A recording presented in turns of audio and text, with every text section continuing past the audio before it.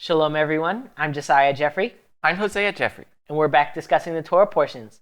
This week we're looking at the portion Tetzaveh, which is from Exodus 27:20 through 30:10. We've already read the portion ahead of time, so if you'd like to read it as well, you can go ahead and pause the video and do that, and then we'll go ahead and get into discussing.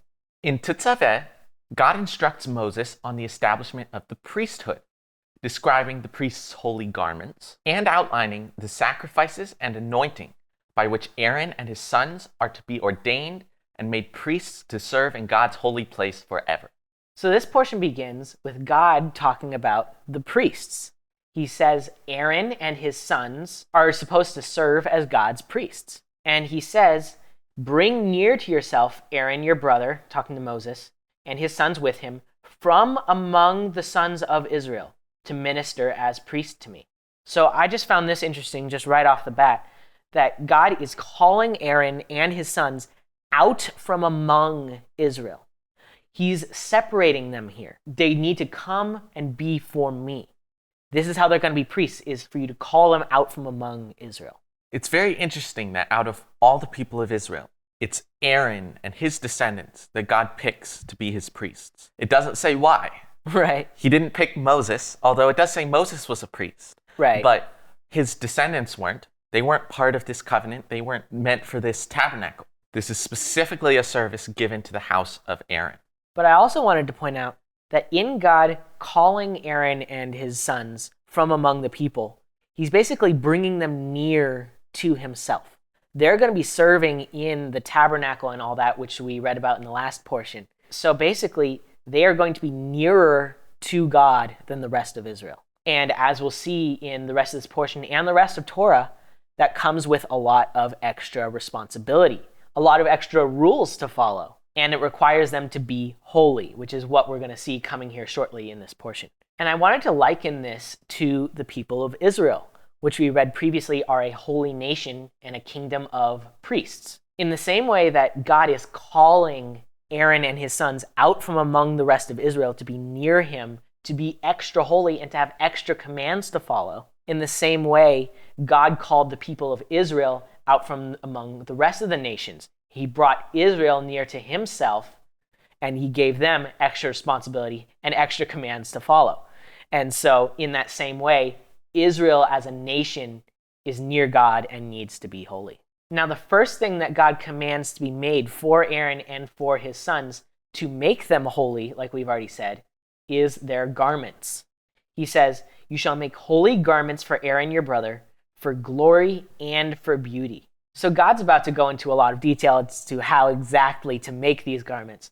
But there are three key components to this that he said already. They're holy, they're glorious, and they're beautiful. And as we saw with the entire tabernacle in the last portion, that applied to the tabernacle too. There was lots of gold, blue and purple and scarlet yarn, and fine linen, and all those things, which will actually be materials that these garments are going to be made of as well.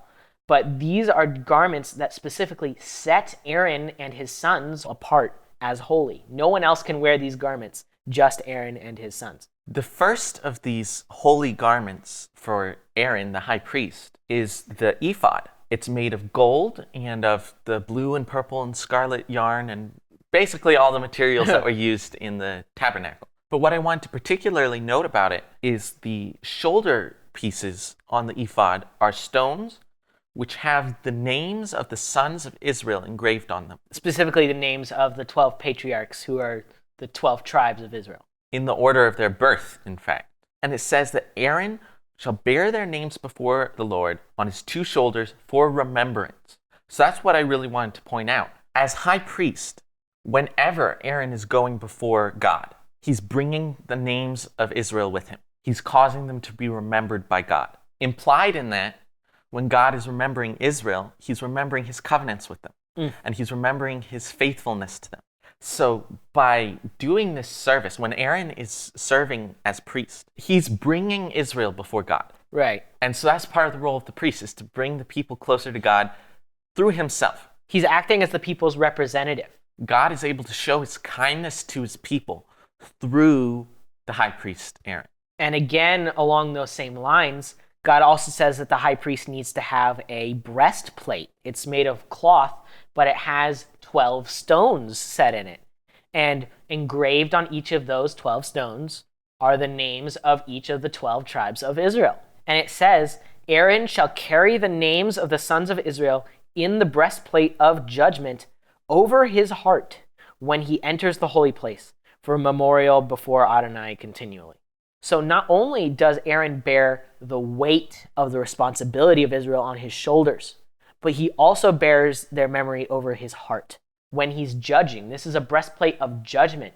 We also see that inside this breastplate are the Urim and Thummim, which we don't know exactly what those are, but they're used by the priest to have judgments from God, as we see in other places in Scripture. So as Aaron is bringing God's judgments to the people, so we already saw him bringing the people before God. Now Aaron is bringing God's judgments out to the people, and he's doing that with the weight of Israel, not only on his shoulders, but over his heart, in his heart. The next garment that Moses talks about is Aaron's robe, which he says is made olive blue, and around its hem there are pomegranates and bells of gold. And they make a ringing, tinkling sound. And it specifically says he needs to have it on so the sound will be heard, so that when he goes before God, he does not die. So it doesn't say why. It just says the tinkling needs to be heard so that he doesn't die. Well, we don't know exactly why. It does show he has to be wearing the garments. He has to be doing it properly. He has to come before God in the way that God provided for him to go. Kind of like how we have to come before God in the way that he told us to go. And that's through Yeshua the Messiah. Right. There is no other way. We can't come before God and not die unless we follow the way, the provision that he gave for us, which is Messiah. Right. No one comes to the Father except through him. The next thing that God commands about is that on Aaron's head, so like on the turban that he's wearing on his head, there's supposed to be a golden plate tied onto the turban with blue string. And the engraving on this gold plate is Kodesh LaAdonai, holy to the Lord. And God says that the reason why this should be on Aaron's forehead is that Aaron shall take away the iniquity or the guilt of the holy things which the sons of Israel consecrate with regard to all their holy gifts. And it shall always be on his forehead that they may be accepted before Adonai. So this is kind of strange in that it's talking about the iniquity of the holy things that the people of Israel are bringing. It doesn't really elaborate on that a lot, but there are lots of things where they're told to consecrate the holy things, and they do that through sacrifices and blood and such, and to atone for the guilt of the holy place, like it talks about when discussing Yom Kippur. The main point here is that by having this plate on his head that says holy to Adonai, in this way, the gifts of the people of Israel, and indeed the people of Israel themselves, will be acceptable before Adonai. So it's almost like a reminder to God, Aaron is holy, and he's the representative of the people of Israel. And the people of Israel are holy, and their gifts are holy. And it all comes back to that Aaron himself is holy. God chose Aaron to be his high priest, to do all of his holy things. This concept of Aaron having to bear the guilt for the things which Israel offers, the holy things which Israel offers, it reminded me of Isaiah 64:6, when he says, "We have all become like one who is unclean, and all our righteous deeds are like a polluted garment. We all fade like a leaf, and our iniquities, like the wind, take us away." So what Isaiah is saying here is their righteousness is unacceptable.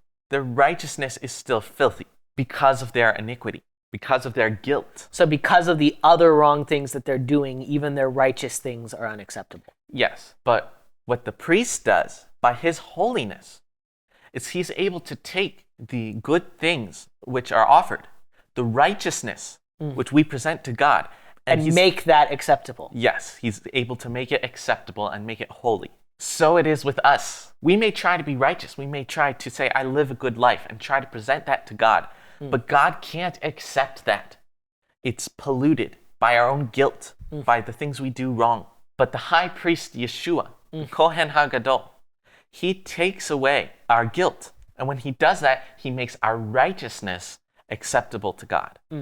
So God then goes on to describe their tunics and their turbans and their sashes and just the other garments that they wear. Interestingly, that includes the priest's underpants.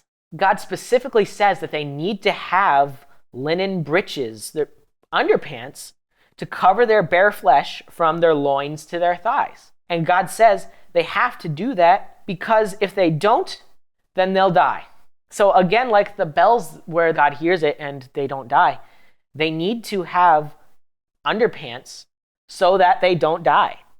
And God says it's because they need to cover their bare flesh, their nakedness. The priests wore garments they were robes with open bottoms. And so God is saying they need to wear these underpants to make sure that their nakedness isn't shown and their shame isn't shown. We already saw all the way back with Adam and Eve and with Noah that nakedness is shameful. And so God is saying they need to have any part of them that's shameful that needs to be covered so that they don't die when going before God in their holy capacity. For all of us, our sin is shameful, our unholiness. It's what keeps us from coming to God. But Yeshua covers that with his blood. Yeshua takes away what is shameful in us so that when we come before God, we don't bear guilt and die. But more importantly, Yeshua himself didn't have anything that was shameful. He was perfect. He was a lamb unblemished and without spot. Absolutely. All the priests need not only these undergarments to cover their physical shame, but they also need sacrifices offered on their behalf to cover the shame of their sin, which we'll read about later in this portion. But Yeshua had no such need. Yeshua was able to come before God without anyone else offering sacrifices on his behalf and without any need to make atonement for himself. That's why he was able, with one sacrifice, to cleanse all of us forever, without any hindrance to his own sacrifice and mediation. And speaking of sacrifices, that's exactly what we read about next, is how God says the priests need to be consecrated with sacrifices. He says to take one bull and 2 rams without blemish, and also to have some matzah bread and some matzah cakes and some matzah wafers and put them in a basket. And then Moses kills the animals and burns up the bread. And Aaron and his sons are supposed to be washed with water, and then they put the priestly garments on them and they anoint them with holy oil. And they also sprinkle some of the blood of the sacrifices on them, and they put it on their right earlobe, their right thumb, and their right big toe, and then sprinkle the rest of the blood on the altar. So yes, it's very peculiar. In order for these priests to begin their service of sacrificing before God, sacrifices have to be made on their behalf. From the very beginning, the very first animal that's killed is a sin offering. And it's not the priests who offer it, it's Moses. Although again, as we said, Moses was a priest of a sort. But in order for this priesthood to be launched, someone else had to be making sacrifices on their behalf, because they were not qualified to offer sacrifices for themselves because of their own sin. The sin offering had to come first before they were qualified to offer sacrifices. So apart from the sacrifices of someone else, this priesthood was finished before it started. On the other hand, Yeshua had no need for a sin offering offered on his behalf. That's why he was able to offer a sacrifice, his own self, to initiate his own priesthood. He came into a greater and more perfect Mishkan, not with the blood of goats and calves, but with his own blood. And he did it once for all. His own sacrifice was sufficient to begin his own priesthood. And so this just again shows that as the priests of Torah were limited, Yeshua's sacrifice and his priesthood are unlimited. And one other thing about this that I really want to point out is that it says that Aaron and his sons were anointed. Now, the Hebrew word for anoint is mashach, which some of you may recognize is related to the Hebrew word Mashiach, which means anointed one and means Messiah. In fact, Leviticus will later call Aaron HaKohen HaMashiach, the anointed priest or the Messianic priest. So this is showing that the role of priest is an inherently messianic position. It is a position of authority put in place by God. He's anointed in a way that makes him special and set apart from the rest of the people so that he can serve God in his bringing Israel closer to God.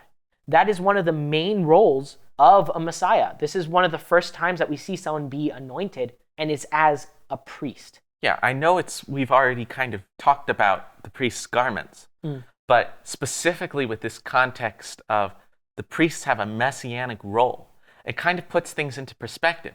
How the Messiah's job is to mediate on behalf of Israel, to make Israel remembered before God, for God to remember his covenants to Israel. And one of those is the promise that he would make a new covenant with the house of Israel, that he would write his Torah on their hearts, and that their sins would be remembered no more.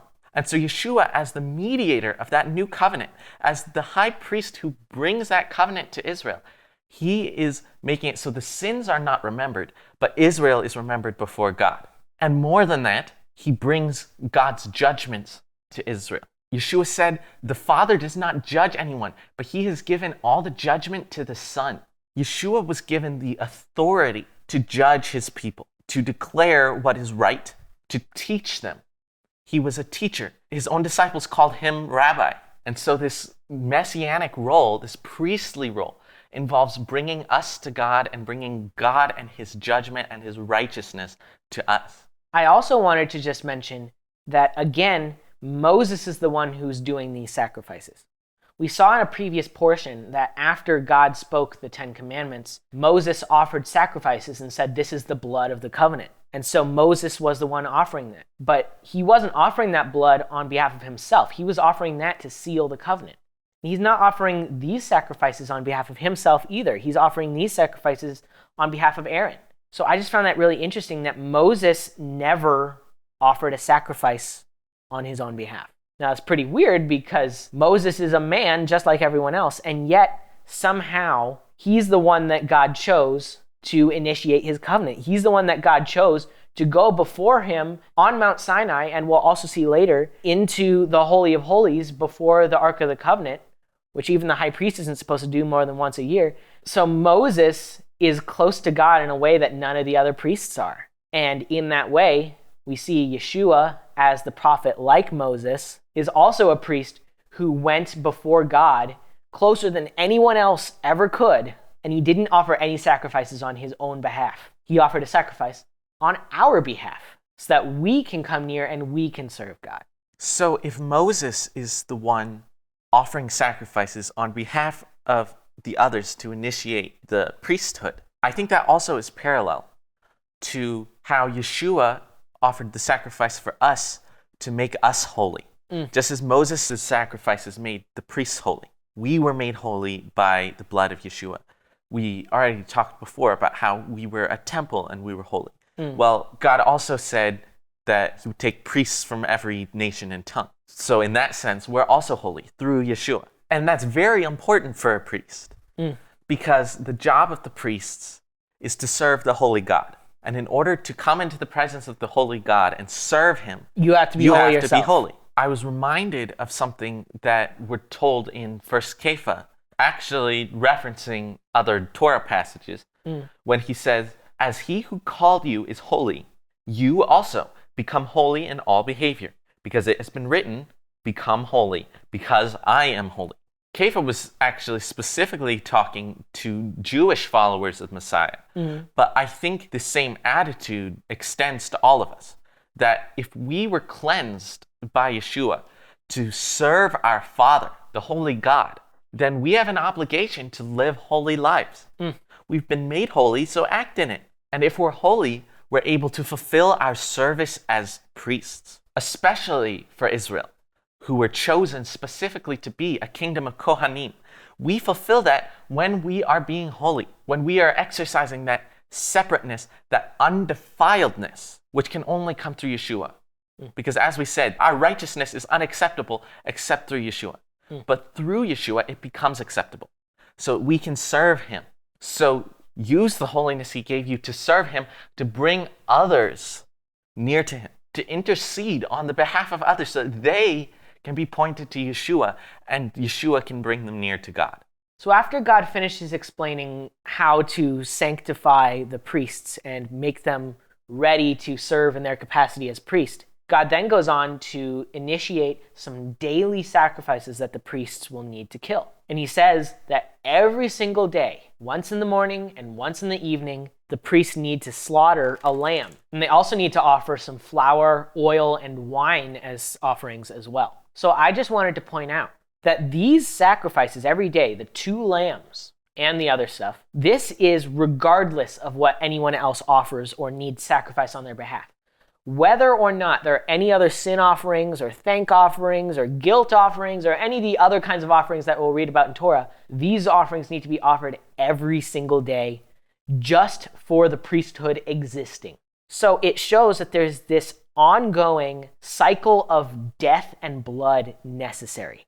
In order to keep the priesthood holy, there needs to be a constant flow of blood, keeping everything holy, keeping everything atoned for. And again, this stands in contrast to the better priesthood, the eternal priesthood that Yeshua brings, because Yeshua offered himself once. And because his sacrifice was so much better than these sacrifices, and because that sacrifice was so holy, so unique, so perfect, it only needed to happen once. There's no more need for daily sacrifices for each individual sin once a year on Yom Kippur, as we'll see, or even just these general every single day sacrifices that happen just because. Yeshua was offered once, and so there doesn't need to be that constant death anymore. Now, these daily burnt offerings are to be offered at the entrance of the tent of meeting, which is where the altar is. And it says they'll be offered throughout your generations at the entrance of the tent of meeting before Adonai,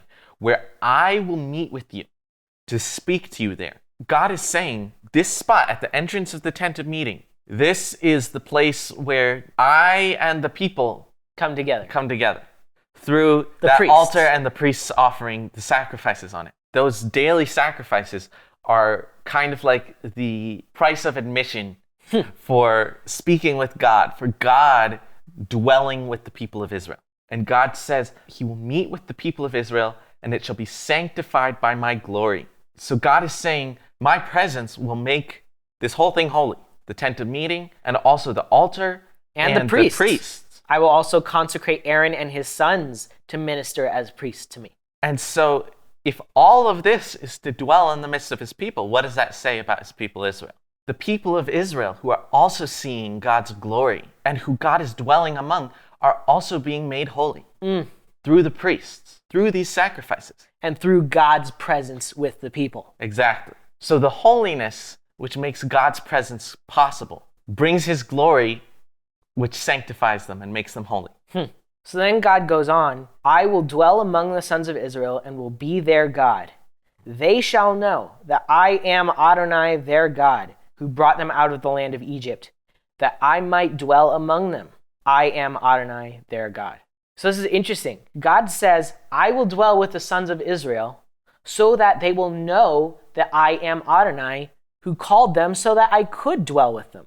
And this particular language of he will dwell with the sons of Israel, it reminded me again of Yeshua. He is Emmanuel, God with us. And it says that the Word was with God and the Word was God, and the Word became flesh and dwelt among us. So in the same way that God is coming to the Mishkan to dwell with his people, the Word of God became flesh so that he could dwell with his people. And through Yeshua, we can know that he is Adonai our God. Because as we'll see, God dwells with his people in this Mishkan. But then as the generations go by, so many Jews do not know Adonai.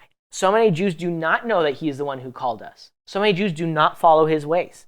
But through Yeshua, through the new covenant, he will draw all Israel to himself so that they can know that he is Adonai our God. I find it really interesting that after all of this about the tabernacle and the priests that we've read in the past few portions, a lot of details that some people might find to bog down, at the end it all circles back around to this, that they will know that I am Adonai their God, who brought them out of the land of Egypt. And more than that, he says, he brought them out of the land of Egypt that I might dwell among them. This was his purpose the whole time. All of this, the tabernacle and the priesthood, which enable him to come down in the midst of his people, to make them holy. This was all the point, the whole time.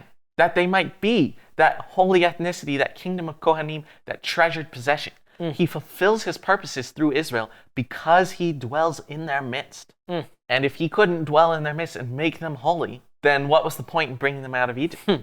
How can he fulfill the promise to Abraham that Israel would be a blessing to all the families of the earth? It all comes back down to this, that Israel needs to know Adonai their God. And in order for them to know Adonai their God, Adonai, their God, needs to be with Israel. And in order for God to be with Israel, Israel needs to be holy. And in order for Israel to be holy, they need a priesthood. Exactly.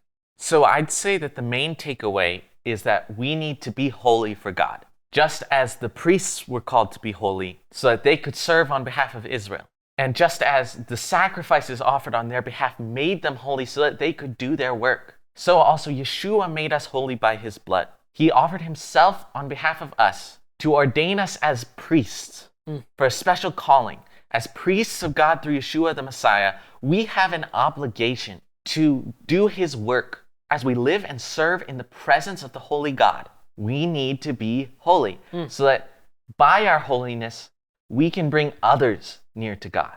That wraps up the portion of Tetzaveh.